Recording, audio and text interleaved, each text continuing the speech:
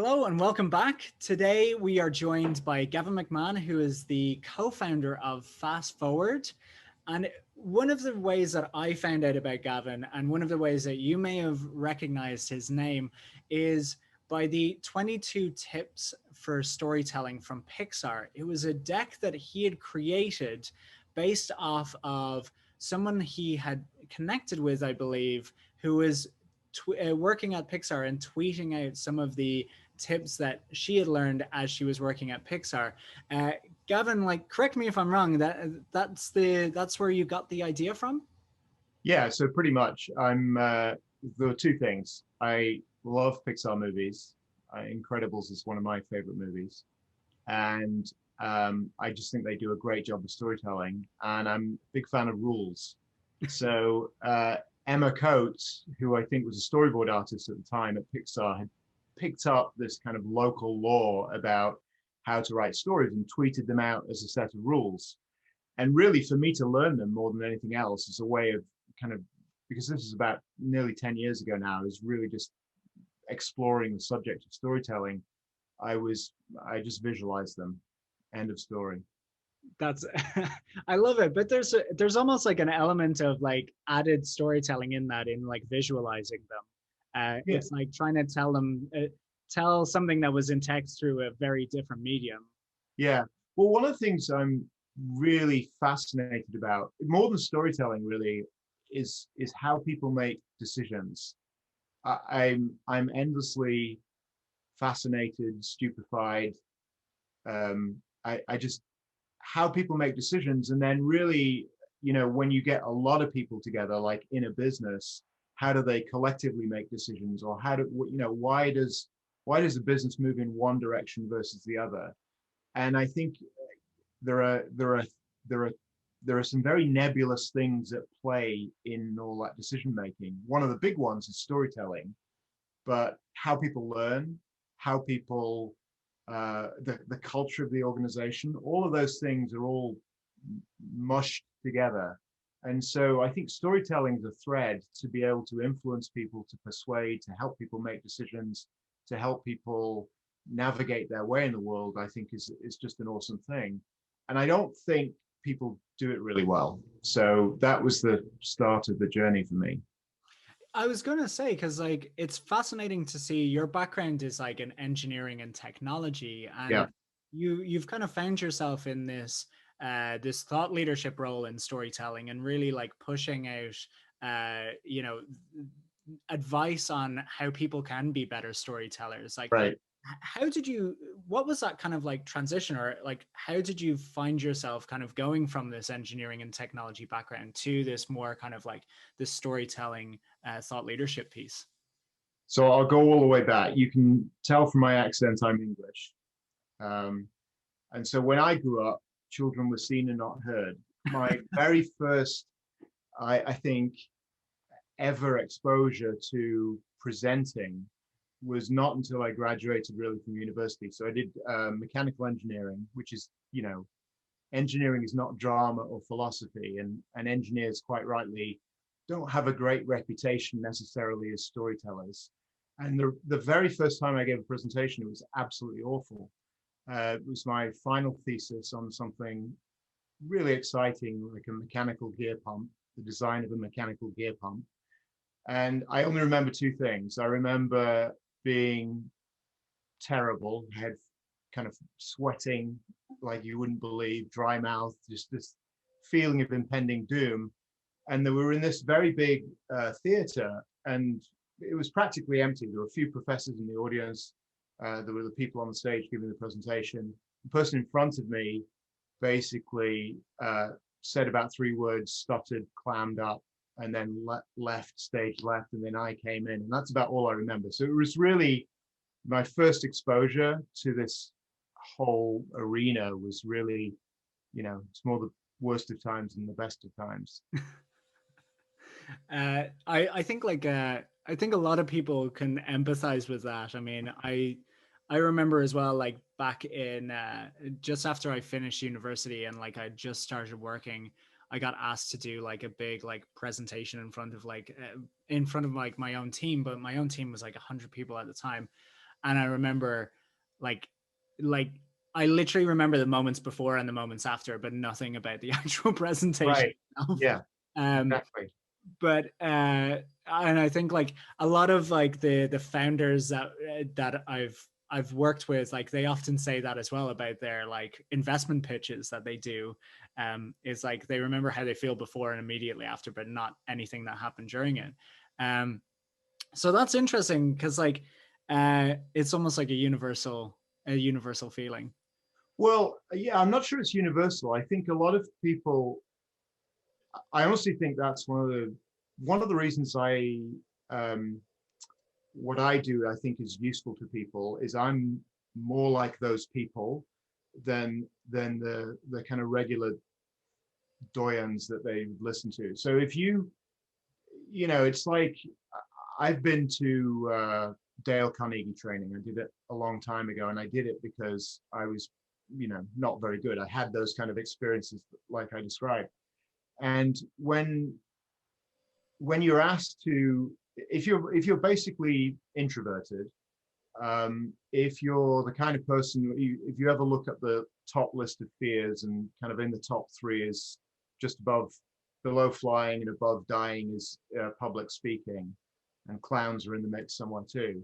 Most people don't like this, and I'm like most people. So I went to this Dale Carnegie course, and I was asked to kind of put a tie around my head and scream like Tarzan, which if anyone knows me is like the worst.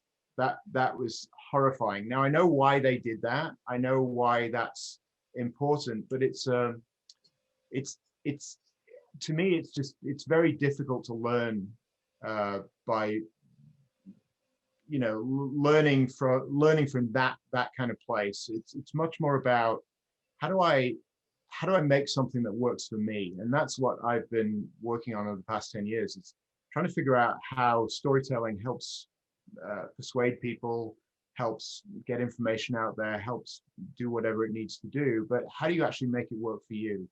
And I think most people don't know how. So that's, again, it goes back to the Pixar Emma Coates thing. If you can boil it down to a set of simple rules that people can follow, that's really helpful. And one thing you touched on there is like almost like finding a way that it works for you and like how you can be like a natural storyteller. And I remember one time when we caught up recently, you were actually talking about the various different types of storytellers, Right. the three different types. Could you like very quickly just give us an overview of like those three types? Yeah. So this is I guess my engineering brain trying to reduce everything down to some simple formula. Um, I, again, huge fan of movies, books, TV, even adverts, good ones. And if you look at those kind of professions, they are filled with people who are really, really creative, really, really good at what they do. So good, in fact, you get an award for cinematography. You get Oscars or Emmys or whatever. All of those professions have really specialized on what I think are the three basic elements of presenting or storytelling. That's the structure, the words, and the pictures. So if you think about a movie, every movie has a plot, or a book has a plot, or a play has three acts. That's structure. Words, well, you get Oscars and Emmys for screenwriting, and you can hear dialogue and you think, well, that really sounds great. And then pictures, you get awards for cinematography and special effects. So all of these three things, when they work together, whether it's in an advert or a book or a movie or a TV show, you're really kind of transported and taken to that place, and you're persuaded. That just generally doesn't happen in storytelling in business. It's much more like the words and the pictures and the structure are all kind of higgledy-piggledy and out of sync. So getting those three things in sync is really important. And that's where this idea of the presenter type comes in, because we each have an affinity for one or two of those things. Some people are really good at structure. Some people are really good at words. Some people are really good at pictures, kind of creating an experience or a visual. Rarely are people good at all three. And if you understand how to balance those up, then you can begin to tell really good stories. That's really fascinating. And like, you know, you touched on something there about like, you know, people kind of trying to do like roughly do it all in one, and like making it like higgledy piggledy. But like, what are some of the common mistakes that you've seen people make when trying to like um either try to do everything all at once, or like you know, trying to merge these together without really kind of like bringing in the right resources or the right people to Right. complement Well, so if you take those three elements of words, structure, and pictures, and you put them together, you actually end up with six potential types of presenter. And I'm not saying anyone is exactly like these types, but it gives you an idea of what you're like. It's almost like a Myers-Briggs personality type or something, but for presentation and storytelling. And so you do get there's a couple of types. One we actually call a storyteller, and the other we call a coach, who are really good with words and pictures. In other words, they can paint a picture with words. You know, so they're really good natural storytellers. What they're not so good at, the word I missed out there, is structure. So here's a story. We were working a few years ago on a big merger. Two very large organizations, global, had merged, and we'd worked on the strategy, and we were working with the CEO. The CEO, I'll call him Bob, just to protect the innocent. So Bob is going on this basically world tour, doing a town hall, introducing himself and what the new strategy is. And Bob was a natural storyteller, or is a natural storyteller. And he could get people eating out of the palm of his hand. You know, he's just very entertaining, very charismatic, all the rest of it. And you'd ask people afterwards, well, how was Bob? What did you think of the town hall? And they'd all be, oh, it was great, awesome. And then you kind of have a couple of follow-up questions about, well, what's the direction of the company? Where are we going? What's the strategy? And, you know, all of them would kind of look up to the, you know, one side or the other and think, and they couldn't really remember. And it was because Bob was he was so invested in making sure people really were carried along in the story, whatever he was saying. It was all highs and no lows. It was no structure. Bob would kind of go all over the place, more to entertain people and to get them engaged than he would to have a clear flow of logic and a clear structure. He was all over the map. And so it's kind of almost the worst mistake, because you've got someone, and a lot of CEOs get to this level. They are naturally pretty good storytellers, but they don't realize they lose structure. So you're really not conveying any information at all. You're not allowing people to understand that they're entertained, but they're not really understanding what you want, or which direction you want to go in. And so for Bob, because he was all over the map, we literally gave him a map, kind of like a moving presentation. And as he moved between different visuals, that was like a map that people could follow behind him on a screen, and they could see where he was. So it's, you know, you get all these different types, and it's, you know, structure is one of those things. If you don't have it, you think you've given the presentation, told the story, got the narrative across, but you don't really realize how few people have actually tracked to where you were going. Yeah, that's a great example there. And it feels like then, like, you know, as you take away any one item, it's like you're going to have, like, you know, let's just say if he had a great structure, but he wasn't charismatic, and like he wasn't able to visualize it, you would have people like tuned out, and they wouldn't be as engaged as they would be Yeah. as like with the charisma that he had. So it's like it's almost everything is equally important, but you almost need to just make sure that it's like properly balanced out. Yeah, that's exactly right. I mean, if you don't have a structure, people are engaged but don't really follow what you're doing. If you don't have pictures, which is really the engagement and visualization of what you're doing, people are bored. And so that's not good. And if you don't have words, you basically do what I did on stage when I was 20 something, which is basically clam up and not go anywhere. Now, I'm painting extremes of what those things are. People that are words last, what you'll really find that they tend to do is they tend to use PowerPoint like a teleprompter, and they'll write everything that they want to remember down on the PowerPoint slide. And then, 9 times out of 10, they're reading it or going into it, and they don't need to do that. There are ways to use PowerPoint and to use stories together that really make people very effective communicators, but they're always different, and it's always how you are as a communicator, how you are as a storyteller, how you are as a presenter. You've got to figure out what works for you. I love that. And you've been advising like everybody from CEOs, like startups, major companies. Like, what's your favorite example of somebody taking your advice and actually seeing success from it? Yeah, so this is a couple of years ago. I was giving a series of workshops in London, and they were 1-day workshops, but it was the same company, so different people were coming in different days.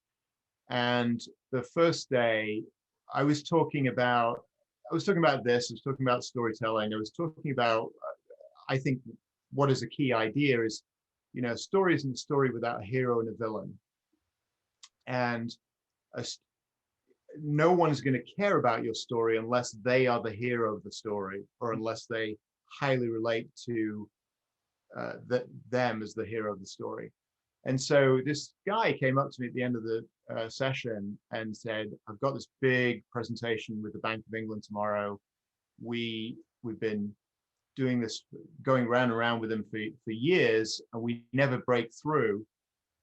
Can you look at my slides? And sure enough, the slide deck was, I don't know how many, 30 slides. The first 20 were all about this company, not about the Bank of England, not about the people in the room, not about what they care about or any of that. And so we spent some of the evening in the bar basically reworking this slide deck, and he went on his way to his meeting. And 2 days later, I'm still running the same workshop with a different group. He came in and he was like, excuse me, he was like a reformed smoker. He was like, oh my God, I can't believe how all this works. We had we were booked for an hour. They went for 2 hours. We've never had such an in-depth conversation. They were the hero. I mean, and so, it's really gratifying, I think, when you see that kind of thing happen. Because really, again, going back to the Emma Coates Pixar thing, it really is some very simple rules that anyone can follow. But once you start putting them to practice, it's amazing how effective they are, both at building the story, at presenting the story or telling the story, and then also in presenting data as well. I love that. And I think, I always talk about like whenever, if you look at some of like the best marketing campaigns over the last few years, it's like, I always use the example of like Steve Jobs actually had the tagline for the iPod before they even came up with the name iPod, Right. Which was 1,000 songs in your pocket. And it was Right. like, to your point, it's like they made every single person reading that the hero of the story. Right. It's They not didn't 1,000 talk songs about in like a the pocket. iPod has 1,000 songs. It's like you have 1,000 songs, So Exactly. I think like that putting the audience as a hero is like such a great lesson, and that's such a great example. Yeah. Awesome. Well, I know you're exceptionally busy, so I really appreciate you taking out the time. What is next for you? Like, and how can we find out more about Fast Forward? Well, you can always go to our website, fassforward.com. It's 2 S's. It's like a misspelling. It's not fast forward. It's fast forward, FASS forward.com. We continue to put out blogs and articles about this subject. We are doing more and more. We obviously did, pre-pandemic, we did a lot of live workshops. We're doing a lot of remote and remote learning. We're doing a lot of coaching.